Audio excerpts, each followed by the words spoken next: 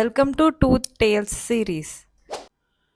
మాహిష్మతి లాంటి ఒక పెద్ద రాజ్యానికి చాలా దైవభక్తి గల ఒక మహారాజు పాలిస్తా ఉండేవారు. ఆయన దైవభక్తిని చూసి ఒక రోజు దేవుడు ప్రత్యక్షమయ్యి ఒక వరం ఇస్తారు. దానికి ఆ రాజు, నా రాజ్యంలో చాలా మంది నొప్పులతో బాధపడుతున్నారు, వాళ్ళకి ఆ నొప్పులు లేకుండా ఉండేలా చూడండి స్వామి అని వరం కోరుకుంటారు. చాలా రోజులు రాజ్యంలో ప్రజలందరూ చాలా ఆరోగ్యంగా ఉంటారు. కొన్ని నెలలు గడుస్తాయి. ఒక రోజు ఆ రాజ్యంలో ఉన్న ప్రధాన వైద్యాధికారి రాజు దగ్గరికి పరుగున వచ్చి, మహారాజా, చాలా క్లిష్టమైన సమస్యతో ఉన్నాము, చాలా మందికి హఠాత్తుగా రోగాలు వస్తున్నాయి, చాలా మంది చచ్చిపోతున్నారు, కొంతమంది ఎముకలు విరిగిపోయి విరిగిన తర్వాత మా దగ్గరికి వస్తున్నారు, ప్రాణాలు కాపాడలేకపోతున్నాము, ఎందుకు ఇలా జరుగుతుందో అర్థం కావట్లేదు అని ఆ మహారాజుకి విన్నవించుకుంటారు. ఆ రాజు ఆశ్చర్యపోయి ఒకసారి మళ్ళా దేవుణ్ణి ప్రార్థించడం స్టార్ట్ చేస్తారు. మళ్ళా ఇంకొకసారి ఆ దేవుడు రాజుకు ప్రత్యక్షమవుతారు. అప్పుడు ఆ మహారాజు దేవుడికి జరిగిందంతా చెప్పి, ఎందుకు ఇలా జరుగుతుంది స్వామి అని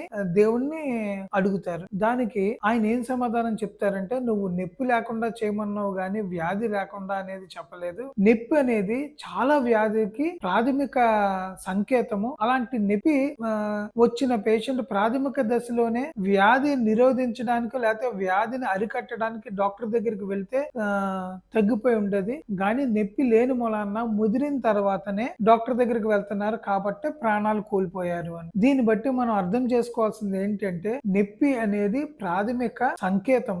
అది పంటికైనా, కంటికైనా, గుండెకైనా సరే ప్రాథమిక దశలో గనక మనం డాక్టర్ని అప్రోచ్ అయితే ట్రీట్మెంట్ ఎఫెక్టివ్ గా ఉంటుంది, సింపుల్ గా ఉంటుంది, తక్కువ బడ్జెట్ లో ఉంటుంది. వ్యాధి ముదిరిన తర్వాత ఇంకా అన్ని పెరుగుతూనే ఉంటాయి. అర్థం చేసుకోండి.